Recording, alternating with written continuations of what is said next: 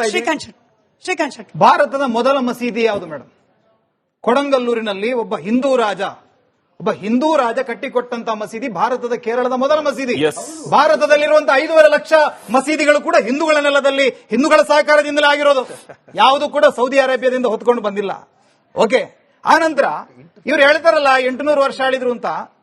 ರಜಪೂತರು ಎಷ್ಟೋ ಮಹಿಳೆಯರು ಜೌಹರ್ ಮಾಡಿದ್ರು ಅನ್ನುವಂತ ನಾವು ಉಲ್ಲೇಖ ತೆಗೆದ್ವಿ. ಒಂದು ಹಿಂದೂ ರಾಜರಿಗೆ ಹೆದರಿ ಮುಸಲ್ಮಾನರು ಮಹಿಳೆಯರು ಯಾರೋ ಜೌಹರ್ ಮಾಡಿದ್ದಾರೆ ಅನ್ನೋದು ಇದೆಯಾ? ಒಂದು ಸಂಭಾಜಿ ಅಂತ ಒಂದು ಮತಾಂತರ ಮಾಡಬೇಕು ಅನ್ನೋ ಉದ್ದೇಶದಿಂದ ಹಿಂದೂಗಳು ಯಾರು ಮುಸಲ್ಮಾನನ ಚರ್ಮ ಸುಲಿದದ್ದು ಒಂದು ಉದಾಹರಣೆ ಇದೆಯಾ? ಇವ್ರು ಹೇಳ್ತಾರೆ 800 ವರ್ಷ ನಾವು ಆಳಿದ್ದೀವಿ, ಯಾರನ್ನ ಮತಾಂತರ ಮಾಡಲಿಲ್ಲ ಅಂತ ಹೇಳ್ತಾರಲ್ಲ. ಇದು ಚರಿತ್ರೆಯಲ್ಲಿರುವಂತಹ ಸತ್ಯ. ಪಿ ಲಾಲ್ ಅವರು ಅಧ್ಯಯನ ಮಾಡಿ 33,000 ಮಂದಿರಗಳ ಮೇಲೆ ಮಸೀದಿಯನ್ನ ಕಟ್ಟಿರುವಂತದ್ದು. ಸೆಕ್ಯುಲರಿಸಂ ಅಂದ್ರೆ ಏನಂದ್ರೆ ಹಿಂದೂ ಮೆಜಾರಿಟಿಯ ಮೇಲೆ ಈ ಮೈನಾರಿಟಿಯ ಗುಂಬಸ್, ಅದೇ ಸೆಕ್ಯುಲರಿಸಂ. ಓಕೆ, ಹಾಗಾಗಿ ನೀವು ಯಾವುದು ಕೂಡ ಇಲ್ಲಿ ಅಧಿಕೃತವಾಗಿ ಅವ್ರು ಶಂಕಿತರು ಗೌರಿ ಲಂಕೇಶ್ ಕೊಂದವರನ್ನ ಇವತ್ತೇನು ಕೋರ್ಟ್ ಹೇಳಿದ್ಯಾ? ಅಫ್ಜಲ್ ಗುರುವನ್ನ 2005ರಲ್ಲಿ ಘೋಷಣೆ ಮಾಡಿದೆ ಗಲ್ಲಿಗೆ ಹಾಕಬೇಕು ಅಂತ. 2013ರಲ್ಲಿ ಗಲ್ಲಿಗೆ ಹಾಕಿದ್ದು 8 ವರ್ಷ. ಅವನನ್ನ ಬದುಕಿಸಲಿಕ್ಕೆ ಎಷ್ಟು ಸಾಧ್ಯ ಇದೆ? ಜಮಾತೆ ಇಸ್ಲಾಮಿ ಹಿಂದೂ ಕೂಡ ಹೋರಾಟ ಮಾಡಿದೆ, ಜಮಾತೆ ಉಲೇಮಾ ಹಿಂದೂ ಕೂಡ ಹೋರಾಟ ಮಾಡಿದೆ. ಕಾಂಗ್ರೆಸ್ನ ಕಪಿಲ್ ಸಿಬಲ್ ಒಂದು ರಾತ್ರಿ ಹೋಗಿ ಸುಪ್ರೀಂ ಕೋರ್ಟ್ನ ಬಾಗಿಲು ಬಡಿದಿದ್ದಾರೆ ಇವರು.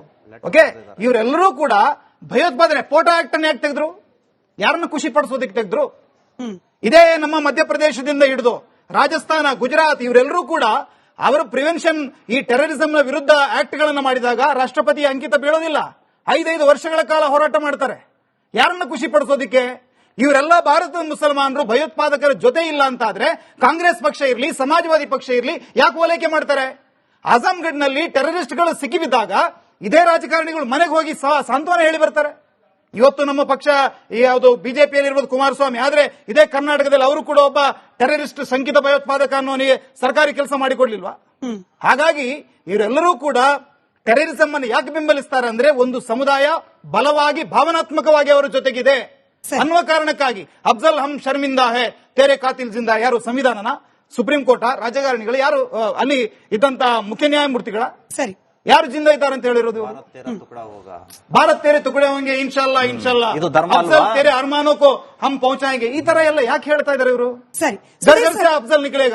ಸರಿ ಸರಿ ಸುಧೀರ್ ಸರ್, ಈಗ ಕಾಶಿ, ಅಯೋಧ್ಯೆ, ಮಥುರಾ ವಿಚಾರಕ್ಕೆ ಸಂಬಂಧಪಟ್ಟಂತೆ ಅಲ್ಲಿ ಮಂದಿರ ಇತ್ತು, ಅದನ್ನ ವಾಪಸ್ ಕೇಳಿ ಅಂತಂದ್ರೆ ಸಂವಿಧಾನಕ್ಕೆ ವಿರುದ್ಧ, ಹಾಗೆ ಅಲ್ಪಸಂಖ್ಯಾತರ ಧಾರ್ಮಿಕ ಭಾವನೆಗಳಿಗೆ ಧಕ್ಕೆ ಆಗತ್ತೆ, ಪ್ಲೇಸಸ್ ಆಫ್ ವರ್ಷಿಪ್ ಆಕ್ಟ್ಗೆ ವಿರುದ್ಧವಾಗುತ್ತೆ, ಹೀಗೊಂದು ವಾದ. ಅದಕ್ಕೆ ಬಹುಸಂಖ್ಯಾತರಾದ ಹಿಂದೂಗಳು ತಲೆಬಾಗಬೇಕು, ಕಾನೂನಾತ್ಮಕವಾಗಿ ಹೋರಾಟವನ್ನ ಮುಂದುವರಿಸಬೇಕು. ಆದ್ರೆ ಅದೇ ಅಯೋಧ್ಯ, ಕಾಶಿ ಮಂದಿರಗಳನ್ನ ಅದೇ ಧರ್ಮದ ಅಫೀಮನ್ನ ತಲೆಗತ್ತಿಸಿಕೊಂಡವರು ಟಾರ್ಗೆಟ್ ಮಾಡಿದ್ರೆ ಇದು ಬಹುಸಂಖ್ಯಾತರ ಧಾರ್ಮಿಕ ಭಾವನೆಗಳಿಗೆ ಧಕ್ಕೆ ಅಂತ ಹೇಳಿ ವಿಶ್ಲೇಷಣೆ ಯಾಕೆ ಮಾಡಬಾರದು? ಇಲ್ಲಿ ಗಮನಿಸಬೇಕಾಗಿದ್ದೇನು ಅಂತಂದ್ರೆ, ನನ್ನ ಕಿರಿಯ ಸ್ನೇಹಿತರಾದಂತ ಶ್ರೀಕಾಂತ್ ಅವರು ಚರ್ಚೆಯ ಮೊದಲ ಹಂತದಿಂದ ಹಿಡಿದು 2ನೇ ಹಂತದ ಡಿಸ್ಕಷನ್ ಅಲ್ಲೂ ಸಹಿತ ಫಸ್ಟ್ ಕಾಂಗ್ರೆಸ್ ಅನ್ನು ಎಳತ್ತಂದ್ರು, ಆಮೇಲೆ ಸಮಾಜವಾದಿ ಪಕ್ಷವನ್ನು ಎಳತ್ತಂದ್ರು, ಕಾಂಗ್ರೆಸ್ ಅಂತಂದ್ರು, ಕಪಿಲ್ ಸಿಬ್ಬಲ್ ಅಂತಂದ್ರು. ಕರುಣೆ ತೋರಿಸ್ರಪ್ಪ, 1 ನಿಮಿಷ ನನ್ನ ಮಾತಿಗೆ ನಾನು ಪಾರ್ಟ್ ಇಟ್ಕೊಂಡಿದ್ದೀನಿ. ನೀವು ಮಾತಾಡ್ತೀನಿ, ನನ್ನ ಮಧ್ಯೆ ಇಂಟರ್ಫಿಯರ್ ಆಗೋದಿಲ್ಲ. ಮತ್ತು ನಿಮ್ಮ ಜೊತೆಲೇ ಇರತಕ್ಕಂಥ HD ಕುಮಾರಸ್ವಾಮಿ ಮೇಲೂ ಸಹಿತ ಅವ್ರಿಗೆ ಆರೋಪ ಮಾಡ್ತಿದ್ದಾರೆ. HD ಕುಮಾರಸ್ವಾಮಿ ಅವರು ನಿಮ್ ಜೊತೆ ಇರಬೇಕು ಅಂತ ಆಸೆ ಪಟ್ಟು ಬಿಜೆಪಿ ಜೊತೆ ನಿಮ್ ಜೊತೆ ಸಂತೋಷ. ನಿಮಗೂ ಬಿಜೆಪಿಗೂ ನಿಮಗೂ ಸಂಬಂಧ ಇಲ್ಲ ಅಂತಂದ್ರೆ ನಿಮ್ಗೆ ಅಭಿನಂದನೆ.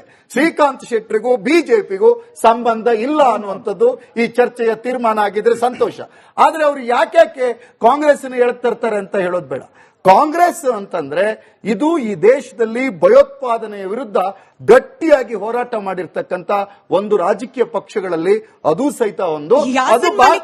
ಯಾಸನ್ ಮಾಲಿಕ್ನನ್ನ PMO ಕರ್ಕೊಂಡು ಫೋಟೋ ತೆಗೆಸ್ಕೊಂಡಿದ್ ಯಾವ ಪಕ್ಷದವರು ಸರ್? ಸ್ವಾಮಿ, ನೀವು ಅದನ್ನ ಕೇಳ್ಬಿಟ್ರೆ ನಾನು ತಗೊಂಡೋಗಿ ನೀವು ವಿಮಾನದಲ್ಲಿ ಕರ್ಕೊಂಡೋಗಿ ಭಯೋತ್ಪಾದಕರನ್ನು ಬಿಟ್ಟಿದ್ಯಾರು ಅಂತ ಕೇಳಬೇಕು. ಮತ್ತೆ ಪಥ್ಯವನ್ನ ಪಾಲನೆ ಮಾಡದೇ ಇದ್ರೆ, ಶ್ರೀಕಾಂತ್ ಪಥ್ಯವನ್ನ ಪಾಲನೆ ಮಾಡದೇ ಇದ್ರೆ ನನ್ನ ಚರ್ಚೆಯನ್ನು ಕಂಪ್ಲೀಟ್ ಮಾಡ್ತೀನಿ, ಮತ್ ಮಾತಾಡಿ ನೋಟಿಸ್ ಮಾಡ್ಕೊಂಡು. ನಾನು ಅದನ್ನ ಯಾವ್ದು ಚರ್ಚೆ ಕೇಳ್ತಾ ಇಲ್ಲ. ಭಯೋತ್ಪಾದಕರನ್ನು ತಗೊಂಡೋಗಿ ವಿಮಾನ ನಿಲ್ದಾಣದಲ್ಲಿ ಆತಿಥ್ಯ ಮಾಡಿದವರು ಯಾರು ಕೇಳ್ತಾ ಇಲ್ಲ. ನಾನು ನವಾಜ್ ಶರೀಫ್ ಮನೆಗೆ ಆಹ್ವಾನ ಇಲ್ದಿದ್ರು ಹೋಗಿ ಊಟ ಮಾಡಿ ಬಿರಿಯಾನಿ ತಿಂದು ಸೀರೆ ತಕೊಂಡು ಬಂದವರು ಯಾರು? ನಾನು ಕೇಳ್ತಾ ಇಲ್ಲ. ಇಲ್ಲಿ ಸ್ಪಷ್ಟವಾಗಿ ಹೇಳ್ತೀನಿ, ಕಾಶಿ ದೇವಸ್ಥಾನ ಅಲ್ಲಿ ನಾನು ಹೋಗಿ ಯಾತ್ರೆ ಮಾಡಿ ಬಂದಿದ್ದೀನಿ. ನಾನು ಕಾಶಿ ವಿಶ್ವನಾಥನ್ ದರ್ಶನ ಆಗಿದೆ. ಅಲ್ಲಿ ಸಹಿತ ಪಕ್ಕದಲ್ಲಿ ಮಸೀದಿ ಇದೆ, ಅನ್ನುವಂಥದ್ದು ಚರ್ಚೆ. ನೀವು ಅದನ್ನೇನೋ ಹೇಳ್ತಾ ಇದ್ದೀರಿ. ನಾನೊಬ್ಬ ಕಾನೂನು ವಿದ್ಯಾರ್ಥಿಯಾಗಿ 1992ರಲ್ಲಿ ತಂದಂತ ಪ್ಲೇಸಸ್ ಆಫ್ ವರ್ಷಿಪ್ ಆಕ್ಟ್ ಇವತ್ತಿಗೂ ಸಹಿತ ಆ ಕಾಯ್ದೆ ಜಾರಿಯಲ್ಲಿದೆ. ಆ ಕಾಯ್ದೆ ಜಾರಿಯಲ್ಲಿರುವಾಗ ಆ ಕಾಯ್ದೆ ಸಂವಿಧಾನಬದ್ಧವಾದದ್ದು, ಅದರಂತೆ ನಡಿಬೇಕು ಅನ್ನುವಂಥದ್ದನ್ನು ನಾನು ಹೇಳ್ತಾ ಇದ್ದೀನಿ. ಅಯೋಧ್ಯೆ ಪ್ರಕರಣದಲ್ಲಿ ಬಾಬ್ರಿ ಮಸೀದಿಯನ್ನ ಕೆಡವಿದ ನಂತರ ಸುಪ್ರೀಂ ಕೋರ್ಟ್ ನಲ್ಲಿ ಅದೇನು ಕೋರ್ಟ್ ನಲ್ಲೇ ಇತ್ತು ವಿಚಾರಣೆ ಆಗ್ಬಿಟ್ಟು ಆ ವಿಚಾರಣೆಯ ಆಧಾರದಲ್ಲೇನೆ ತೀರ್ಪು ಕೊಟ್ಟು ಈಗ ಮಂದಿರವನ್ನು ನಿರ್ಮಾಣ ಮಾಡಿದೆ. ಆ ಮಂದಿರವನ್ನು ನಿರ್ಮಾಣ ಮಾಡಿರೋದು ಭಾರತೀಯ ಜನ. ಅದೇ ರೀತಿಯಾಗಿ ಆ ತೀರ್ಪು ಬಂದಂತ ಸಂದರ್ಭದಲ್ಲಿ ಈ ದೇಶದಲ್ಲಿ ಯಾವುದೇ ಗಲಭೆಗಳು ಆಗಿಲ್ಲ ಅನ್ನುವಂತ ಕಾರಣಕ್ಕೆ ನಾನು ಇಡೀ ದೇಶದ ವ್ಯವಸ್ಥೆ ಮತ್ತು ದೇಶವನ್ನ ಅಭಿನಂದಿಸ್ತೇನೆ. ಯಾಕೆ ಅಂದ್ರೆ ಈ ದೇಶದ ಜನ ಭಾರತೀಯ ಸುಪ್ರೀಂ ಕೋರ್ಟ್ ಕೊಟ್ಟಿರ್ತಕ್ಕಂಥ ತೀರ್ಪು, ನಮ್ಮ ದೇಶದ ನ್ಯಾಯಾಲಯ ಕೊಟ್ಟಿರ್ತಕ್ಕಂಥ ತೀರ್ಪು, ಅದನ್ನು ಒಪ್ಕೋಬೇಕು ಅಂತ ಒಂದು ಸಂಯಮವನ್ನು ಎಲ್ಲರೂ ಕಾಪಾಡಿಕೊಂಡಿದ್ದಾರೆ. ಆ ಎಲ್ಲ ಸಮುದಾಯಗಳಿಗೂ ನಾನು ಅಭಿನಂದನೆಯನ್ನ ಸಲ್ಲಿಸ್ತೀನಿ. ಪಹಲ್ಗಾಮ್ನಲ್ಲಿ ಹತ್ಯೆ ಮಾಡಿರ್ತಕ್ಕಂಥ ಭಯೋತ್ಪಾದಕರಿಗೆ ಧರ್ಮ ಇಲ್ಲ. ಆದ್ರೆ ಗಾಯಗೊಂಡಿರ್ತಕ್ಕಂಥ ವ್ಯಕ್ತಿಗಳನ್ನ ಆ ಟಾಂಗಾವಾಲಗಳು, ಕುದುರೆವಾಲಗಳು ಅವರನ್ನ ಕರ್ಕೊಂಡು ಬಂದು ಚಿಕಿತ್ಸೆ ಕೊಡಿಸಿದ್ರಲ್ಲ, ಅವರಿಗೆ ಧರ್ಮ ಇದೆ ಅಂತ ನಾನು ಸ್ಪಷ್ಟವಾಗಿ ಹೇಳ್ತೇನೆ. ಅಲ್ಲ, ಅದು ಯಾವ ಧರ್ಮ ಅಂತಾನು ಹೇಳ್ಬೇಡಿ ಸರ್, ಜನ ಕನ್ಫ್ಯೂಸ್ ಆಗ್ತಾರೆ. ಮಾನವೀಯ ಧರ್ಮ ಅಂತ ಅಥವಾ ಅದಕ್ಕೂ ಎಂದೇನಾದ್ರು ಟ್ಯಾಗ್ ಕೊಡ್ತೀವಿ. ನೋಡಿ, ಇಲ್ಲಿ ಧರ್ಮಗಳನ್ನ ಅರ್ಥ ಮಾಡ್ಕೋಬೇಕ್ರಿ. ಹಿಂದೂ ಧರ್ಮವನ್ನ ಅರ್ಥ ಮಾಡ್ಕೋಬೇಕು. ಇಲ್ಲಿರ್ತಕ್ಕಂಥ ಶ್ರುತಿ ಸ್ಮೃತಿ ಪುರಾಣಗಳನ್ನ ಅರ್ಥ ಮಾಡ್ಕೋಬೇಕು. ನಾವು ಇಲ್ಲಿರ್ತಕ್ಕಂಥ ಜನಪದಗಳನ್ನ ನಾವು ಅರ್ಥ ಮಾಡ್ಕೋಬೇಕು. ಹಾಗೇನೆ ನಮ್ಗೆ ಅಧ್ಯಯನಶೀಲರಾಗಿರ್ತಕ್ಕಂಥ ವಿದ್ಯಾರ್ಥಿಗಳನ್ನ ಕೂರಿಸ್ಕೊಂಡಿದ್ರೆ ಅವರು ಸಹಿತ ಕುರಾನ್ ಅನ್ನು ಓದಲಿ, ಅರ್ಥ ಮಾಡ್ಕೊಳ್ಳಿ. ಪಬ್ಲಿಕ್ ನರೇಷನ್ ನಲ್ಲಿ ಜನಪ್ರಿಯತೆಗೆ ಮಾತಾಡ್ತಕ್ಕಂಥ ಮಾತಿನ ಯುದ್ಧೋತ್ಪಾದಕರಿದಾರಲ್ಲ, ಅಕ್ಷರಗಳ ಯುದ್ಧೋತ್ಪಾದಕರಿದಾರಲ್ಲ, ಅವರುಗಳ ಮಾತಿನ ಆಧಾರದಲ್ಲಿ ಧರ್ಮವನ್ನ, ಉಪನಿಷತ್ತನ್ನ ಅರ್ಥ ಮಾಡ್ತಕ್ಕಂಥ ಅವಶ್ಯಕತೆ ಇಲ್ಲ ಅನ್ನುವಂಥದ್ದು. ಆದ್ರಿಂದ ಜನರಿಗೆ ಮುಕ್ತವಾಗಿ ಬಿಡಬೇಕು. ನಮ್ಮ ಉಪನಿಷತ್ ವಾಕ್ಯವನ್ನ, ಅದು ಉಪನಿಷತ್ತಲ್ಲಿ ಹಿಂಗೆ ಹೇಳಿದೆ, ಭಗವದ್ಗೀತೆಯಲ್ಲಿ ಯದಾ ಯದಾ ಧರ್ಮಸ್ಯ ಗ್ಲಾನಿರ್ಭವತಿ ಭಾರತ ಅಂತ ಹೇಳಿ ಬ್ಯಾನರ್ ಹಾಕೊಂಡು ಕೊಟೇಶನ್ ಕೊಟ್ಟು ಯಾವುದೋ ಒಂದು ಧರ್ಮದವ್ರನ್ನ, ಯಾವುದೋ ಒಂದು ನಂಬಿಕೆಯನ್ನ, ಯಾವುದೋ ಒಂದು ರಾಜಕೀಯ ಪಕ್ಷವನ್ನ ಟಾರ್ಗೆಟ್ ಮಾಡ್ತಾ ಇದ್ರೆ ಆತನನ್ನ ಒಬ್ಬ ಧಾರ್ಮಿಕ ಪಂಡಿತ ಅಂತ ಹೇಳಲಿಕ್ಕೆ ನಾನು ಇಷ್ಟಪಡೋದಿಲ್ಲ. ಆತನನ್ನು ಸಂತ ಅಂತ ಕರೆಯೋದಿಲ್ಲ.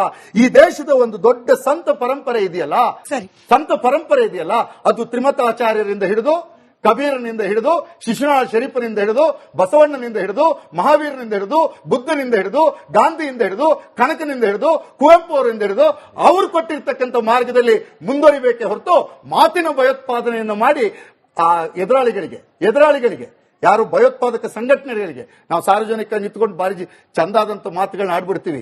ಅವರನ್ನು ಟಾರ್ಗೆಟ್ ಮಾಡಿ, ಇವರನ್ನು ಟಾರ್ಗೆಟ್ ಮಾಡಿ ಅಂತ. ಅಲ್ಲೋಗಿ ನವಾಜ್ ಶರೀಫನ್ ತಪ್ಕೊಬರ್ತೀವಿ, ಇಲ್ಲಿ ಬೆಂಗಳೂರಲ್ಲಿರೋ ಶರೀಫನ್ ವಿರುದ್ಧ ಮಾತಾಡ್ತೀವಿ. ಬೇಗಂ ಖಲೀದಾಜಿ ಹೆಂಗ್ ಹೋಗಿ ಸೀರೆ ಕೊಟ್ಟು ಬರ್ತೀವಿ, ಇಲ್ಲಿರೋ ಬೇಗಂ ಖಲೀದಂಗೆ ವಿರೋಧ ಮಾತಾಡ್ತೀವಿ. ನೋಡಿ ಸರ್, ಅಲ್ಲ, ನಾವು ಮಾತಾಡುವಾಗ ಇದನ್ನ ಮರೆತು ಬಿಡ್ತೀವಿ. ಯಾವಾಗ ಬುರ್ಹಾನ್ ವಾನಿಯನ್ನ ಎನ್ಕೌಂಟರ್ ಮಾಡ್ಲಾಯ್ತು ಆಗ ಕೆಲ ರಾಜಕಾರಣಿಗಳು ಇದನ್ನು ಹೇಳಿದ್ರು ಸರ್, ಆತನಿಗೊಂದು ಅವಕಾಶ ಕೊಡಬೇಕಿತ್ತು ಅಂತ ಹೇಳಿ.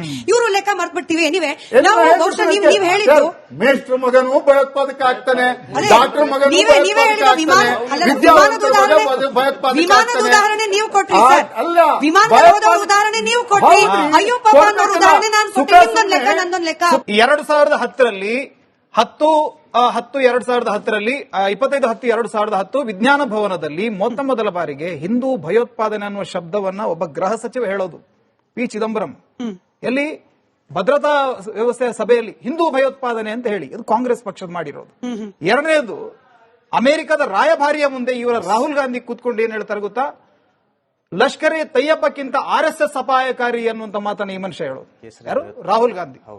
ಇವರೆಲ್ಲರೂ ಒಂದು ವ್ಯವಸ್ಥಿತವಾಗಿ, ಈಗ ಅಸೀಮಾನಂದ, ಸಾಧ್ವಿ ಪ್ರಜ್ಞಾ ಸಿಂಗ್, ಅನಂತರ ಎಷ್ಟು ಜನರ ಮೇಲೆ ಕರ್ನಲ್ ಶ್ರೀಕಾಂತ್ ಪುರೋಹಿತ್ ಯಾರ ಮೇಲೆ ಆರೋಪ ಮಾಡಿದ್ರು, ಎಲ್ಲರೂ ಕೂಡ ಆ ಆರೋಪಗಳಲ್ಲಿ ಯಾವುದೇ ಹುರುಳಿಲ್ಲ. ಇದರಲ್ಲಿ ವ್ಯವಸ್ಥಿತವಾಗಿ ಅಧಿಕಾರಿಗಳನ್ನ ಬಳಸಿಕೊಂಡಿದ್ದಾರೆ ಅನ್ನೋದನ್ನ ಚಾರ್ಜ್ ಶೀಟ್ ಅಲ್ಲಿ ನ್ಯಾಯಾಲಯವೇ ಬಹಿರಂಗವಾಗಿ ಹೇಳಿದೆ. 6,000 ಪುಟದ ಚಾರ್ಜ್ ಶೀಟ್ ನಲ್ಲಿ 6,000 ಪುಟದ ಚಾರ್ಜ್ ಶೀಟ್ ನಲ್ಲಿ ಎಲ್ಲೂ ಕೂಡ ಇದನ್ನ ಪ್ರೂವ್ ಮಾಡೋದು ಇವರಿಗೆ ಆಗ್ಲಿಲ್ಲ. ಚಾರ್ಜ್ ಅಲ್ಲ ಸರ್, ಕೋರ್ಟ್ನಿಂದ ಬಂದ ತೀರ್ಪು ಎವಿಡೆನ್ಸ್ ಇಲ್ಲ ಅಂತ ಅವ್ರ